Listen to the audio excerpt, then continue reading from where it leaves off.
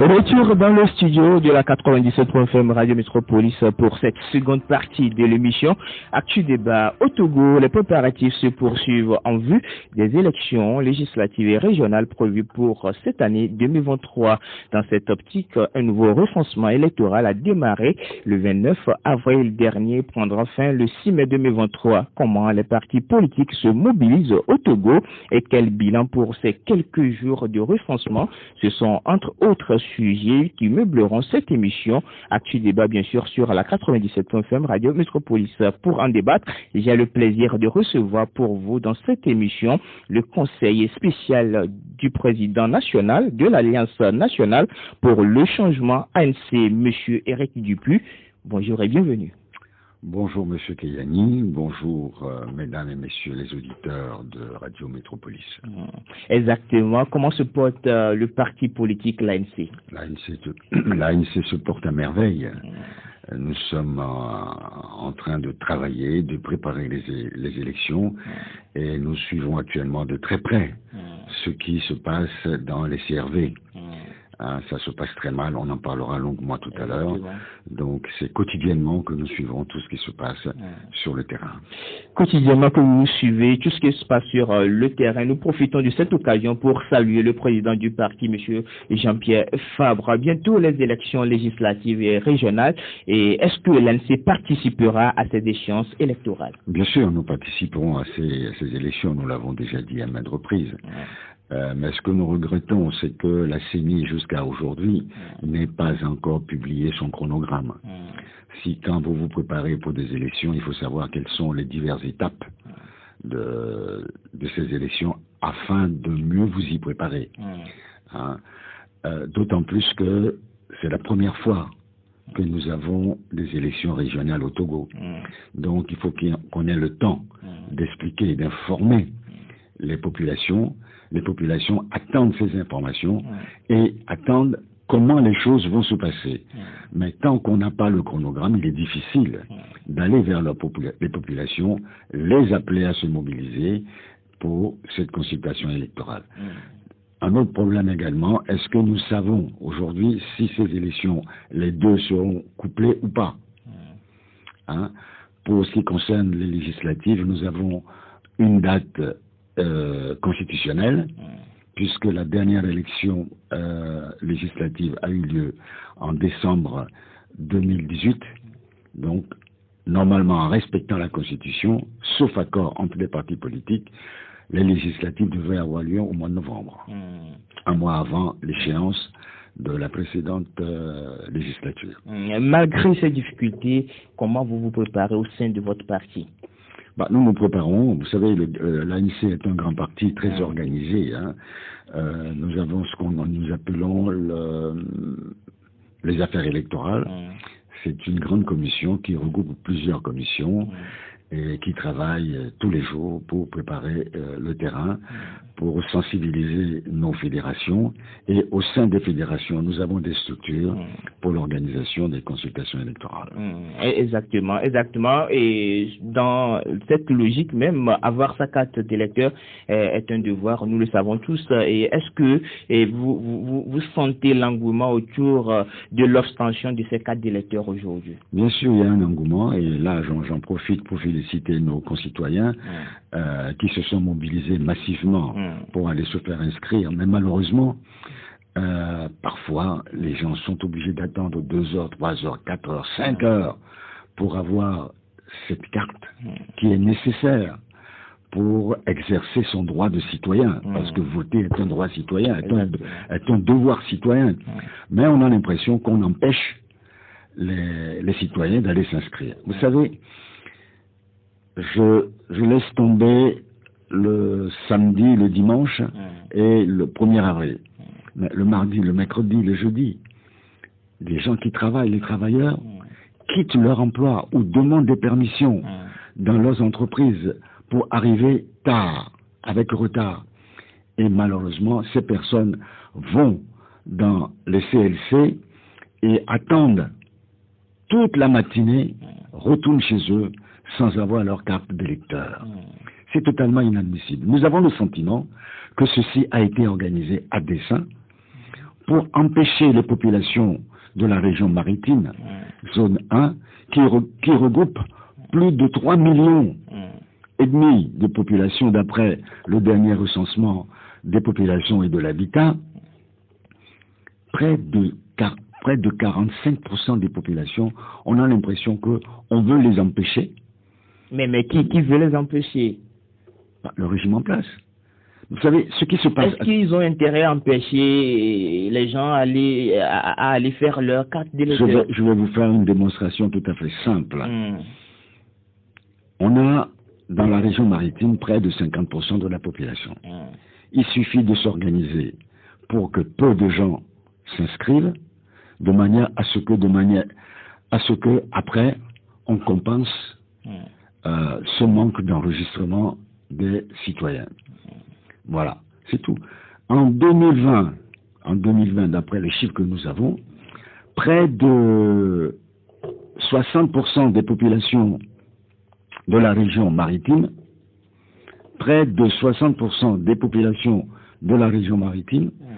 n'ont pas pris part au vote. On dit, bon, il y a 60% d'abstention. Non, il n'y a pas eu 60% d'abstention. Il y a eu ceux qui se sont abstenus, bien entendu, ils en ont le droit, mais il y a aussi ceux qui n'avaient pas leur carte d'électeur. C'est tout. À qui profite le crime? C'est la question qu'il faut se poser. À qui profite le crime? On le fait pourquoi? À quel dessein? Mais M. Éric Dupuis, même le président de la CENI l'a constaté et l'a relevé. Si vous croyez que si c'était planifié, il allait agir ainsi? Après que plusieurs partis politiques de l'opposition extra-parlementaire aient levé la voix. Il y a l'ANC, il y a ADI, il y a FDR qui ont levé la voix en disant que c'était inadmissible. Et ils demandent même le report total de cette consultation électorale. Mais ce que le président de la CENI dit est totalement surprenant. Le président de la CENI s'en prend aux OPS. Qui a recruté les OPS? Qui les a formés? C'est la CENI. La CENI devait intervenir plus tôt. Est-ce que ce sont les OPS qui ont mis les kits en place? Dans pratiquement tous les CLC, le 29, les équipements sont arrivés avec plusieurs heures, voire une journée entière de retard. Est-ce que c'est de la faute des OPS? C'est vrai qu'il y a parfois la mauvaise volonté de certains OPS. Pour quelle raison? Pourquoi les OPS seraient amenés à freiner ou à limiter la vitesse de l'enrôlement? Pour quelle raison? Est-ce qu'on leur a demandé de le faire? Si oui, qui? Je voudrais demander au président de la CENI, est-ce que ce sont les OPS qui ont organisé la pénurie des consommables? Je peux vous donner des chiffres tout à l'heure. Vous allez voir, par exemple, dans Golfe 5, où, après un démarrage très difficile, 770 personnes d'enregistrer le premier jour, et puis après c'est parti jusqu'à 16 000 dans la journée d'avant-hier. Puis hier, une chute jusqu'à 6 000. Pour quelle raison? Parce qu'il n'y avait plus d'encre, il n'y avait plus de papier, il n'y avait pas de carburant pour les machines. Est-ce que c'est de la faute des OPS? C'est la question qu'il faut se poser. Mais M. Éric Dupuis, en tant que responsable du parti politique l'ANC, de votre côté, qu'est-ce que vous avez pu faire? Qu'est-ce qu'on peut faire? Est-ce que vous avez le droit d'intervenir dans le travail de la CENI? Vous? L'ANC est à la CENI, je pense. Oui, mais qu'est-ce qu'on peut faire? On peut alerter tout simplement. On alerte, et mais s'il y a la mauvaise volonté, il y a la mauvaise volonté. C'est pour ça que je pense que c'est organisé à dessein. Sinon, il y a longtemps que ce problème-là aurait été résolu. Et puis, je vais vous demander une chose, me poser une question. Pourquoi toujours, on commence les recensements par la région maritime, où il y a le plus de population, avec la même durée pour les trois régions? Pourquoi? Mais c'est à la CENI de répondre à cette question, Eric. C'est une question que tout citoyen doit se poser. On sait qu'il va y avoir des difficultés. On sait qu'il va y avoir des problèmes. On l'expérimente d'abord, là où il y a le plus de population.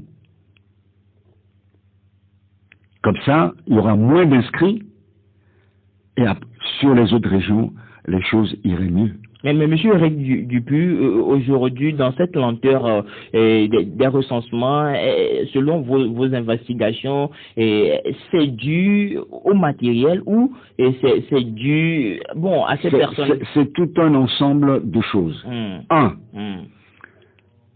Une mauvaise formation des OPS, ou la mauvaise volonté de certains membres des OPS, ça, c'est le président de la CENI qui le dit. 2, mauvaise estimation du besoin en matériel.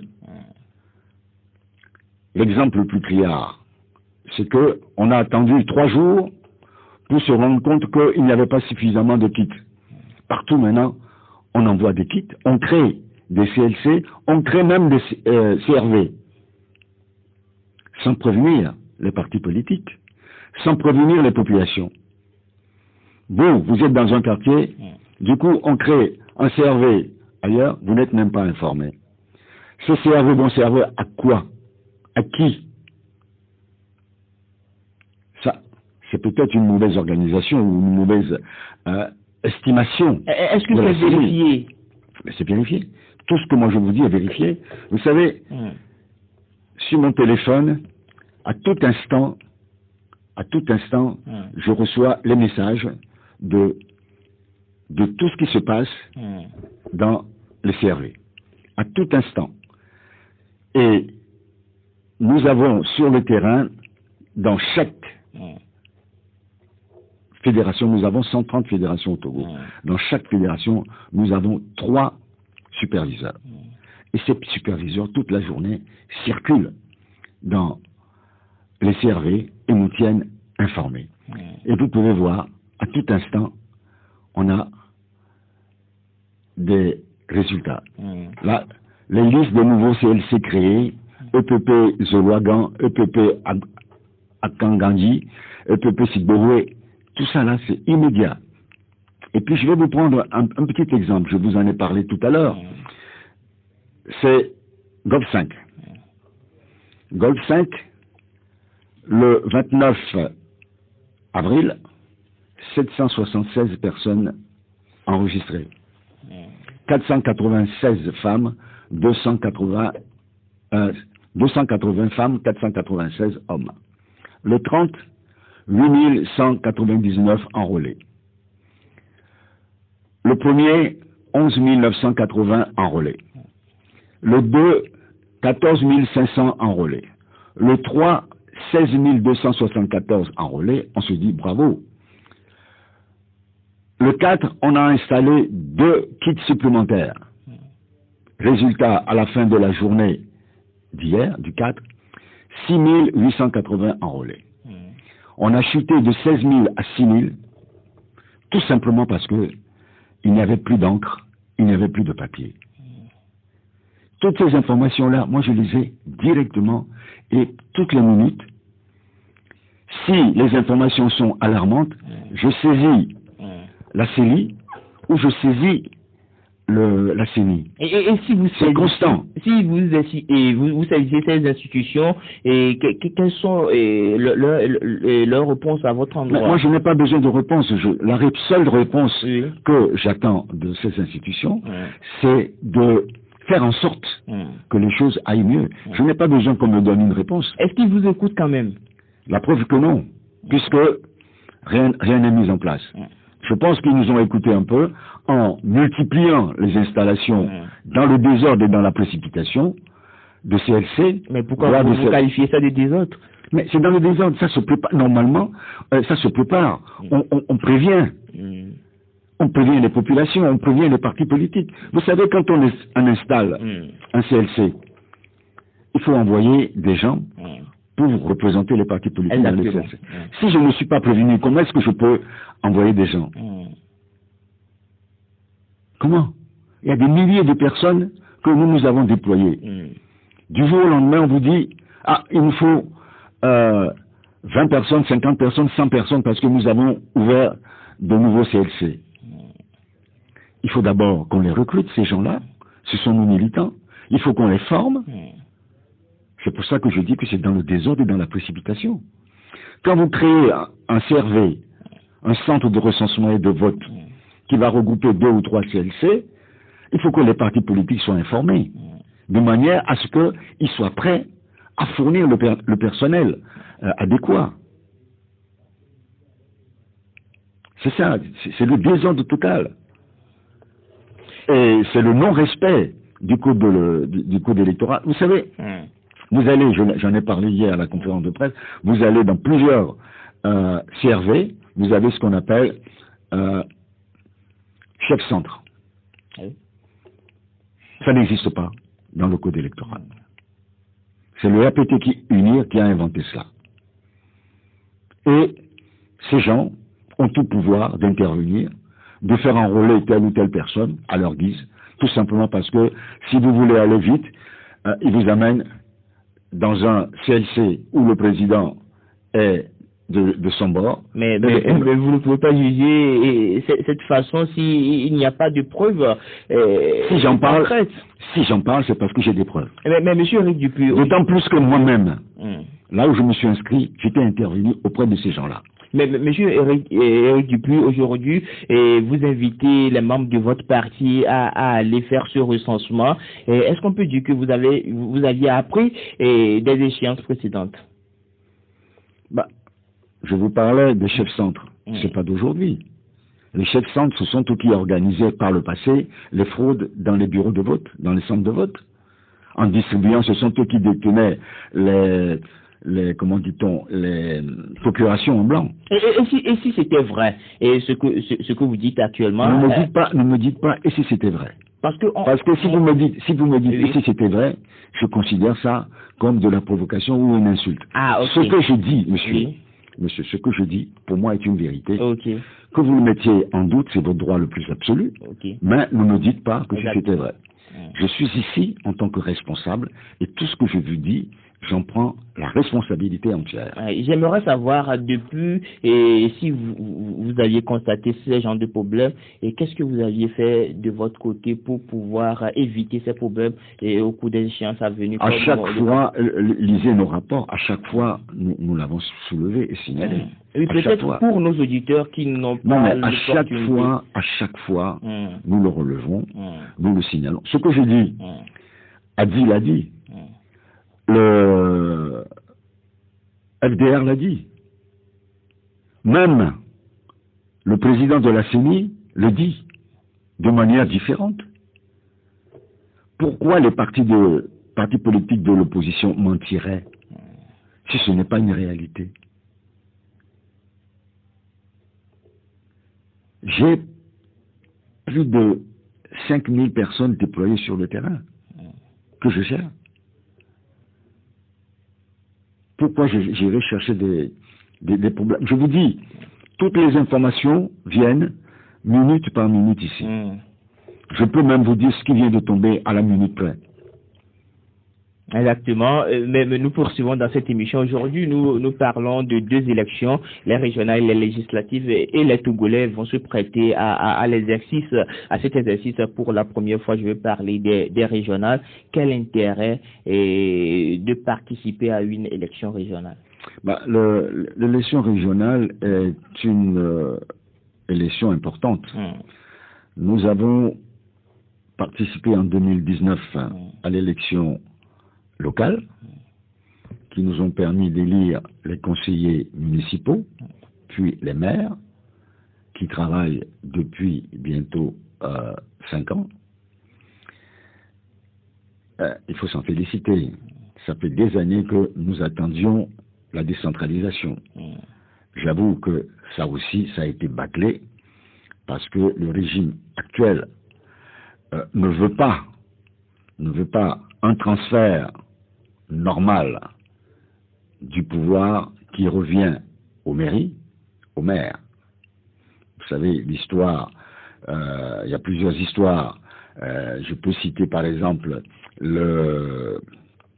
l'adressage des rues que Golf 4 a voulu faire, et immédiatement, le lendemain, on a changé la loi. Pourtant, c'était un droit propre aux communes. Voilà. Donc, ça risque d'être la même chose dans les régions. L'intérêt des régionales, c'est que désormais, au lieu que ce soit l'État qui gère la région dans toute son entièreté, désormais, ce sont des citoyens comme vous et moi, élus par nos concitoyens, qui vont gérer les régions. Vous savez que, par exemple, la région maritime, vous avez le Golfe, vous avez Aguanivé, vous avez Zior, vous avez Lac, vous avez le Yotor, le Vaud, ainsi de suite. Donc, c'est assez intéressant de pouvoir décider de ce qui est important pour le développement de votre région. C'est valorisant de dire, voilà, moi je travaille pour ma région. Et d'associer les jeunes au projet de développement de leur région. Les élus régionaux ont plusieurs responsabilités propres et des responsabilités partagées avec l'État. Dans les diverses responsabilités, vous avez la gestion des lycées, des collèges, ainsi de suite, les hôpitaux, la création des hôpitaux, ainsi de suite. Et puis, construction de routes au sein de la région, par exemple, de Anéhor à Anfoin, ainsi de suite. Tout ça là, c'est très intéressant. Les équipements sportifs et autres. C'est intéressant. C'est pour ça que nous appelons nos populations à y prendre part, à voter massivement pour que l'ANC soit présente dans les régions. Et pour que les régions ne soient pas à l'image des dernières élections qu'on a connues. Je veux parler des élections locales pour l'élection des conseillers municipaux où, c'est malheureux à dire, pratiquement 90% des élus sont d'un seul parti, c'est UNIR. L'ANC arrive en deuxième position, mais très loin. Il faudrait corriger cela par une élection massive au profit de l'opposition, et plus particulièrement de l'ANC, puisque je suis de l'ANC, afin de rééquilibrer les choses. Pour une première fois... Ça, c'est la première chose. Okay. La deuxième chose, vous devez savoir, bon, ce n'est pas la tasse de thé de l'ANC, mais c'est ainsi. Il y a en projet l'élection des sénateurs. Les sénateurs seront élus par les grands électeurs, c'est-à-dire les conseillers municipaux et les conseillers régionaux. Aujourd'hui, la majorité des conseillers municipaux, c'est RPT UNIR. Le parti UNIR. RPT UNIR, c'est comme ça que moi je l'appelle. Et il faut maintenant voter massivement pour l'opposition, pour qu'il y ait une majorité dans la région, pour qu'enfin on puisse avoir un semblant d'équilibre au sein de la Haute Assemblée, appelée Sénat. Sinon, le Sénat sera monocolore. Le seul, parce que l'élection sénatoriale, c'est les 2/3 élus par les grands électeurs, dont je vous ai parlé tout à l'heure, conseillers municipaux et conseillers régionaux, plus 1/3 nommés par le chef de l'État.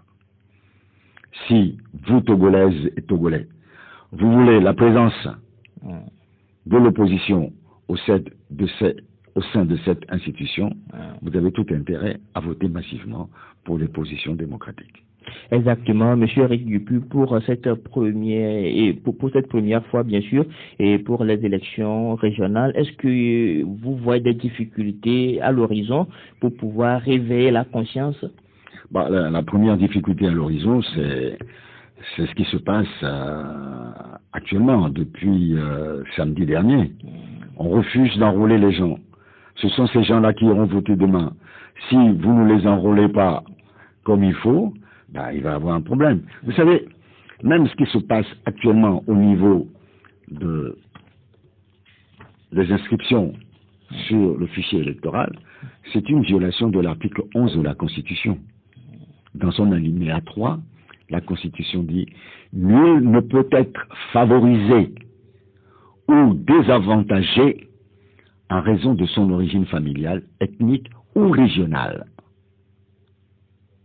Or, aujourd'hui, la région maritime est défavorisée, désavantagée au profit des autres régions à travers ce recensement électoral en cours.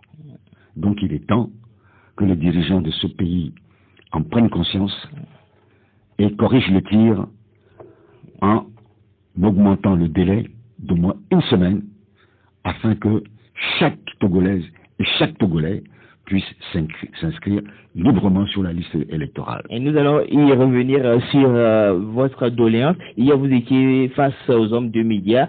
Et c'était quoi réellement le message à ces hommes de médias? C'est exactement ce que je suis en train de vous dire. Ce sont les anomalies, c'est le désordre qui règne dans ce recensement électoral. Nous avons voulu faire part de nos constats, de ce que nous avons comme élément à la presse, afin qu'elle aussi vérifie sur le terrain et interviennent aux côtés des partis. Non, pour ces difficultés, c'est vérifié, même à travers nos émissions ici, et nos auditeurs appellent et nous parlent de ces difficultés exactement. Et pour les difficultés, je pense que c'est déjà bien choisi. Et votre message aussi, je pense que ça ira bien à l'endroit de nos dirigeants, ces personnes, ces responsables du comité, de cette commission plutôt. Et je pense que ça se fera. Quel est le message réel hier face aux hommes de médias? Ben, c'est ça, le message réel, c'est là d'abord. Vous avez même demandé la reprise ou la prorogation? Nous demandons la reprise ou une prorogation conséquente. Quand on dit conséquent, ça veut dire significatif. Hein? Conséquent veut dire significatif. On demande une prorogation, une reprise ou une prorogation significative, conséquente, afin que tous les Togolais, toutes les Togolaises et tous les Togolais de la région maritime puissent s'inscrire sans aucune entrave. Vous savez, si vos auditeurs vous appellent, il y a un autre phénomène aussi qui se passe. Il y a des gens peu scrupuleux qui sont dans les CRV, au vu et au su de tout le monde, qui monnaient la carte d'électeur.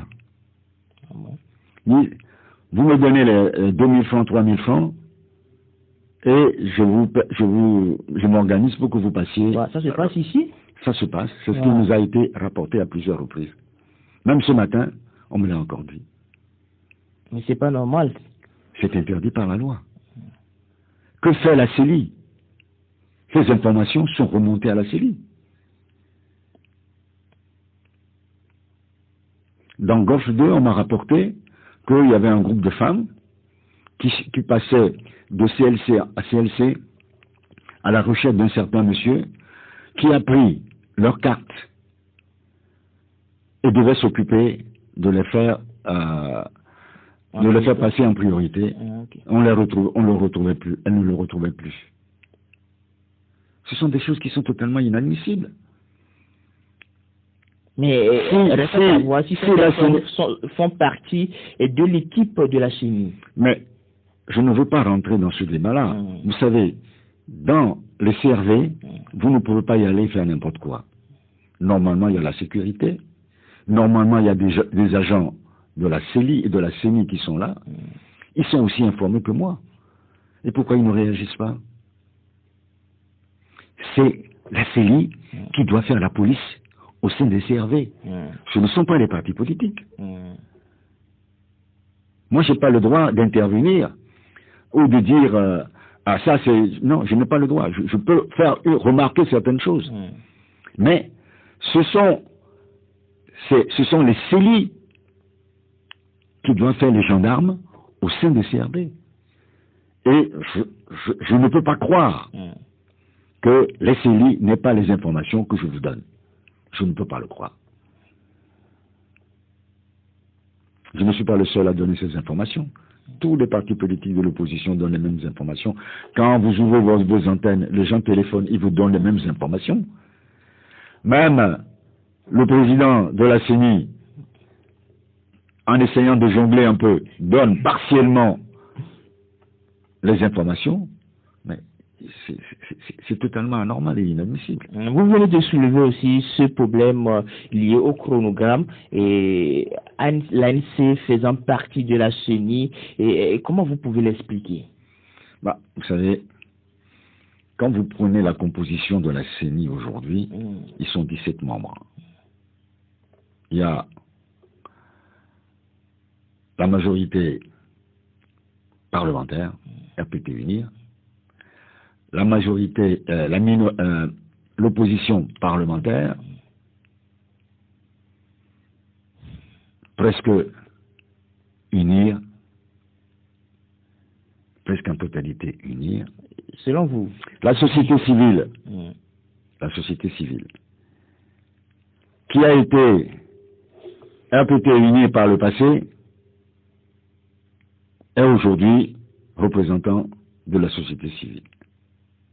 Donc ça veut dire que, je dis par le passé, il a été candidat, il a été même à la CENI au nom du RPT Unir, ou député au nom du RPT Unir, je ne me rappelle plus, et aujourd'hui représentant de la société civile. Vous appelez ça la société civile ou RPT Unir. Et pour terminer maintenant, vous avez 3 individus sur 17 qui représentent l'opposition extra-parlementaire.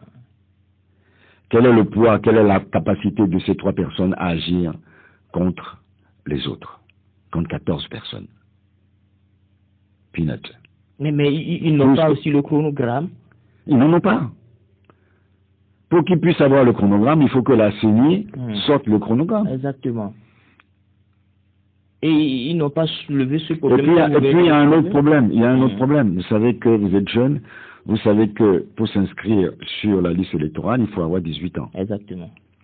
Le calcul de 18 ans, c'est à la date de la validation du fichier électoral. D'accord. Oui. C'est-à-dire que si, je suppose, si la validation du fichier électoral est le 10 août, par exemple, c'est une date comme ça, vous avez la possibilité de vous inscrire jusqu'au 10 août. Okay. Mais après le 10 août, c'est fini.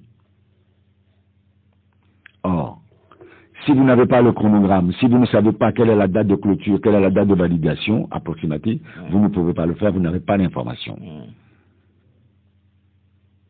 Or, la Constitution dit que tous les Togolais doivent pouvoir s'inscrire sur la liste électorale. Le code électoral le dit. On ne peut empêcher aucun citoyen de s'inscrire librement sur le fichier électoral. Parce que voter est un droit, est un devoir de chaque citoyen. Exactement, je vous le rappelle, auditeurs, auditrices de la 97.fm Radio Métropolis, que vous êtes dans l'émission Actu Débat et nous parlons de ce recensement avec ses difficultés. Nous parlons avec les responsables de ce parti que nous connaissons très bien, l'ANC, l'Alliance nationale pour le changement. Monsieur Éric Dupuis est avec nous. Les partis de l'opposition ont été silencieux depuis la dernière élection présidentielle. Que s'est-il réellement passé? Non, elles n'ont pas été silencieuses. Elles n'ont pas été silencieuses. C'est tout simplement parce que le régime en place a voulu museler les partis politiques par l'interdiction de manifester, par l'interdiction de faire des meetings. Tout cela, si on vous quel est le travail d'un parti politique? Le travail quotidien d'un parti politique, c'est de s'exprimer, d'informer ses militants, ses partisans et ses sympathisants. Si on vous interdit d'aller à la rencontre de vos militants, vous ne pouvez rien faire. Depuis 2020, on a pour des raisons sanitaires, la Covid. Oui. Pendant 2 ans, on ne pouvait pas se réunir, même au bureau national, on devait respecter les distances obligatoires avec des masques, ainsi de suite. Et puis après, paf, l'insécurité. Cette insécurité-là, on a l'impression qu'elle ne viserait que l'opposition, puisque pendant ce temps-là, le RPT UNIR fait des manifestations, circule dans tout le pays, et depuis 6 mois, le chef de l'État circule, bain de foule, ne craignant rien. Il n'y a que nous, opposants, qui devrions avoir peur de l'insécurité. Moi, dans un pays, je pense que tout le monde, tous les citoyens sont égaux, et tous les partis politiques doivent pouvoir travailler librement. Donc, dans ces circonstances, qu'est-ce que vous voulez y faire? Mais il ne faut pas oublier aussi que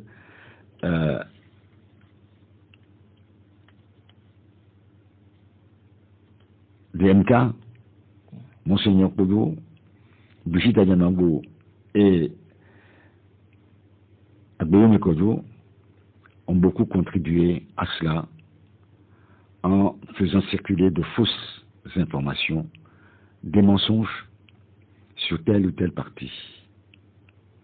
Et ça a démobilisé, ça a découragé beaucoup de Togolais, parce que ce n'est pas ainsi qu'on fait une politique. Ce n'est pas ainsi qu'on construit un pays. Après avoir sali, dénigré le parti que je représente, l'ANC, on nous dit maintenant qu'il faut se réunir, se rassembler. Ce n'est pas sérieux. Ce n'est pas sérieux. Et je considère que ces personnes que je viens de nommer ont détruit plus de 20 ans de travail de toute l'opposition démocratique. Monsieur Eric Dupuis, aujourd'hui, on constate aussi cette réticence de l'autre côté de la population et dans les affaires politiques. Et est-ce qu'on peut dire que c'est grâce à tout ce que vous venez de citer? C'est de la faute à ce qui s'est passé en 2020. Il y a des choses qu'on ne fait pas, il y a des choses qu'on ne dit pas. Est-ce que l'ANC a pris un coup dur? Non, oui et non. C'est toute l'opposition qui a reçu un coup de massue. C'est toute l'opposition. Comment voulez-vous que des gens avec qui on a travaillé ensemble à plusieurs reprises, du jour au lendemain, sortent de telles insanités, surtout des mensonges, des injures, des dénigrements, fondés sur rien, tout simplement parce qu'on veut casser quelqu'un. Quand on se bat contre une dictature comme celle qui régente notre pays depuis plus de 60 ans, on se met ensemble, on travaille, on lutte, comme on l'a toujours fait, à travers plusieurs organisations. Mais on n'essaye pas, au sein du même groupe, de casser l'un, parce que celui-là semble être plus attiré par les populations. Ça ne se fait pas. Travaillons tous ensemble.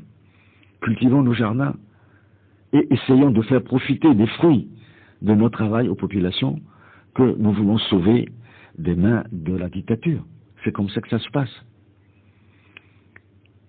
Si on est ensemble, vous et moi, Monsieur Kédiani, et que je vois que vous avez des compétences qui peuvent me servir, je vous pousserai.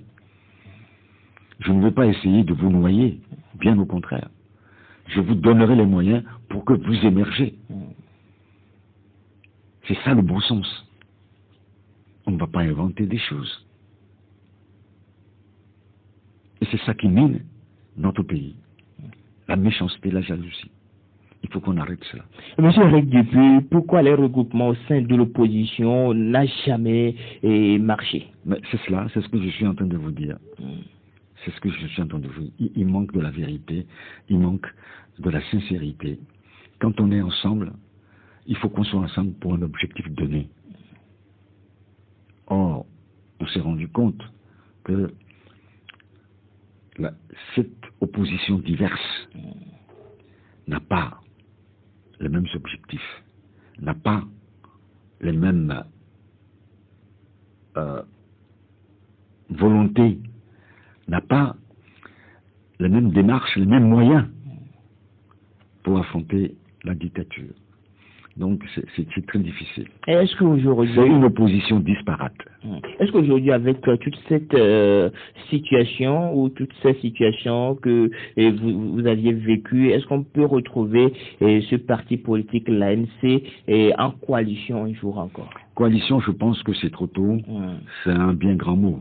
Mais l'ANC ne refuse pas de travailler avec d'autres partis. Tout à l'heure, je me suis félicité des communiqués d'ADI et de FDR, parce que ça va dans le même sens que ce que nous disons. Et d'ailleurs, la conclusion de notre déclaration liminaire d'hier, c'est d'inviter toute l'opposition à parler d'une même voix pour dénoncer ce qui se passe lors de ces recensements, de ce recensement électoral. Donc on n'est pas fermé, et je peux vous dire que nous continuons des discussions avec certains partis politiques. Mais d'autres, bon, je pense que ça sera difficile, ça sera long, mais en politique, on peut toujours se retrouver. Est-ce que l'ANC avait traversé des situations difficiles?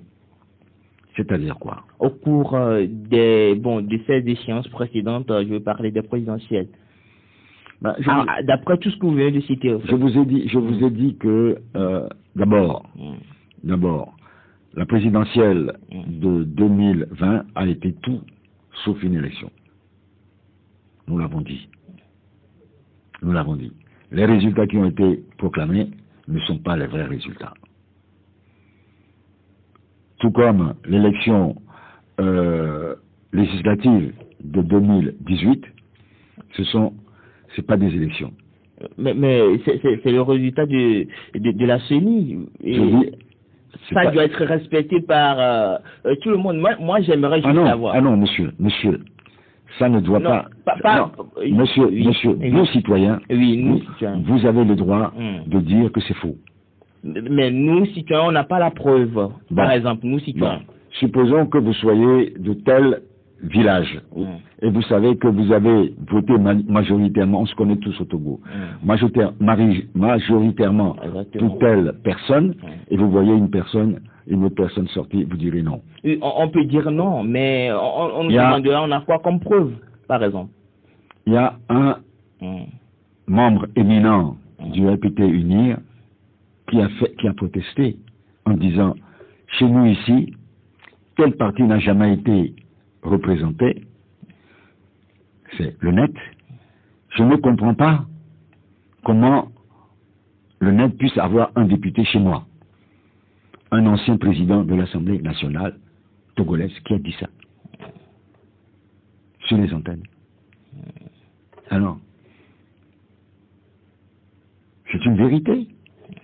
Et tout citoyen doit pouvoir le dire. Pourquoi nous refusons de dire la vérité? Si le gouvernement ou l'opposition fait quelque chose qui ne va pas, c'est le droit d'un citoyen de dire « je ne suis pas d'accord ». Quand vous publiez les résultats qui ne sont pas bons, nous disons que non. Nous avons compilé les résultats chez nous. Quand on a vu qu'on compilait les résultats, on a coupé nos téléphones. Toutes les liaisons, le mien a été coupé pendant 15 jours, toute l'équipe de compilation, on leur a coupé le téléphone. Est-ce que c'est normal? Mais le premier chiffre que nous avons, c'est pas du tout ce qui a été annoncé.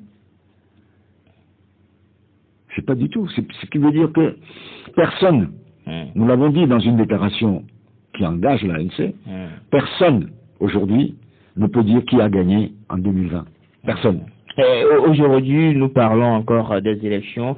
Et est-ce que vous comptez sur les membres de l'ANC pour pouvoir relever ce défi aujourd'hui? Il n'y a pas que les membres de l'ANC. Oui, je peux parler de la population en général. Mais si nous abordons ces échéances électorales, c'est parce que nous avons foi en notre pays, nous avons foi en nos populations, et que nos populations, après ce qui s'est passé en 2018, 2019 et 2020, ont compris aujourd'hui que l'ANC avait raison.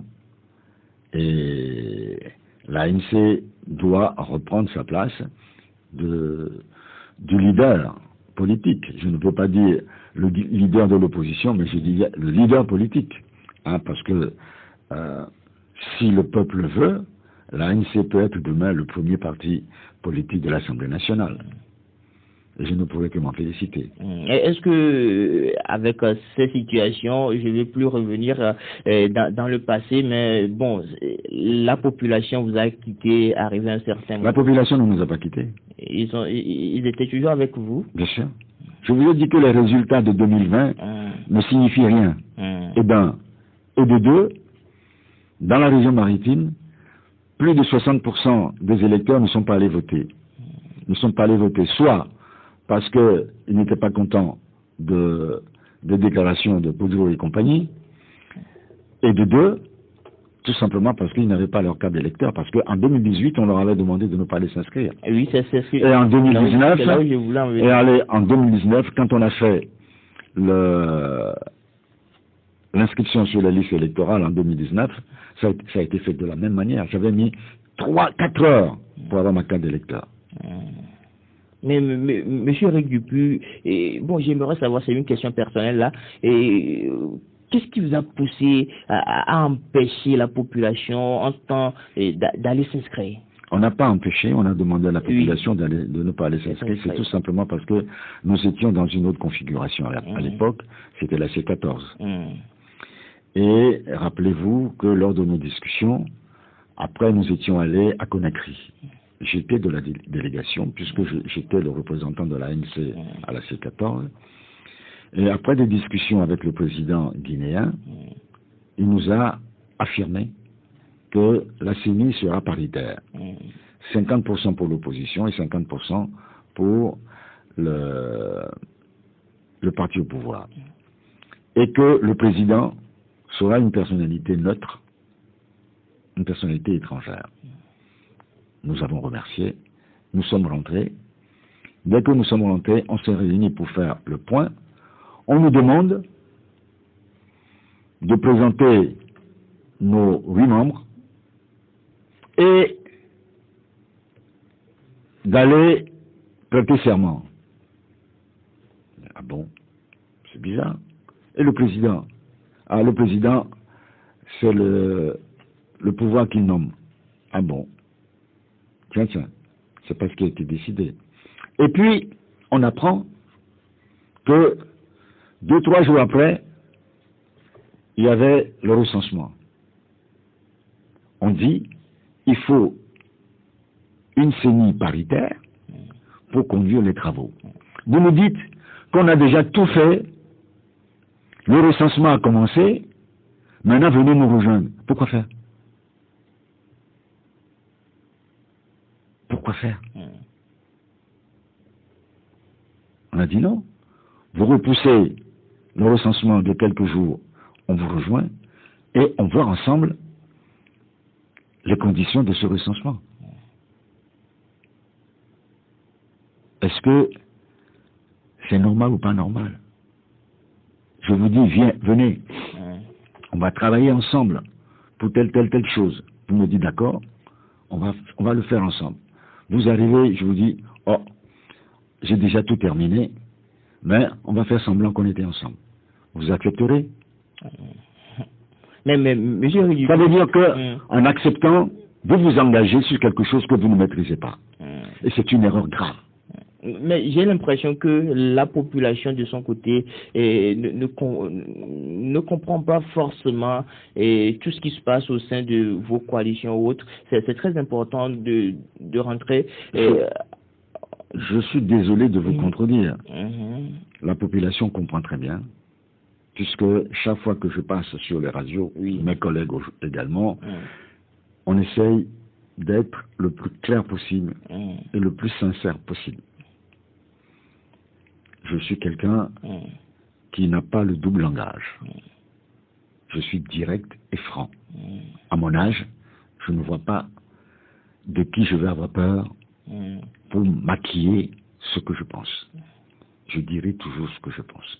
quel que soit ce que cela me coûte. Là, de notre côté, c'est le constat et au sein de la population, les gens disent que l'ANC a refusé, mais bon, comme vous venez de détailler, par exemple, c'est là, moi je reviens sur...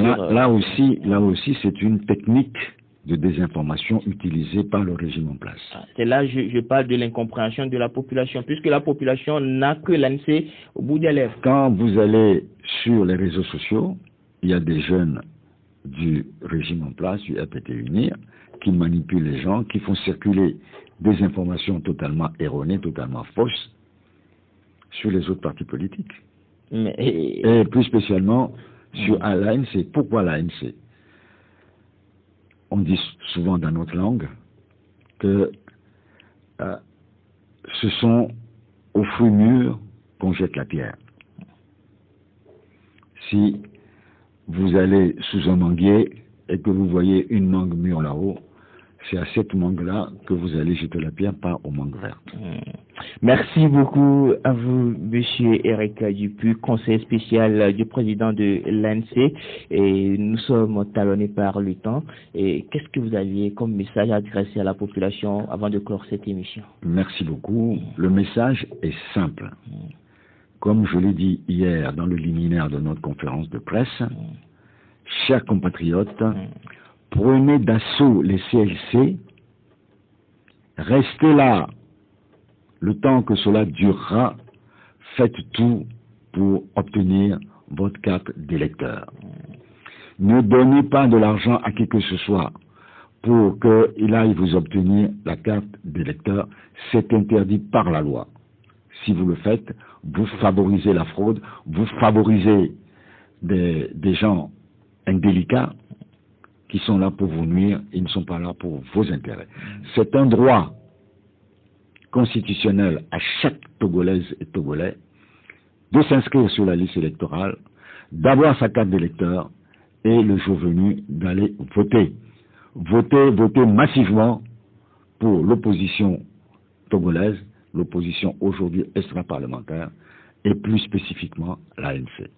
Merci beaucoup à vous, Monsieur Eric Dupuis, le conseiller spécial du président de l'ANC. Nous profitons de cette émission aussi pour saluer le président de l'ANC, Monsieur Jean-Pierre Fabre. Ainsi s'achève l'émission Actu Débat sur la 97.fm Radio Métropolis. Merci une fois encore à vous, nos auditeurs et auditrices, d'avoir été là toujours dans cette émission. L'émission Actu Débat est de lundi à vendredi de 8h30 à 9h30 sur la 97.fm Radio Métropolis. Dans un instant, vous allez retrouver Aïcha Koulibaly pour le journal Amina.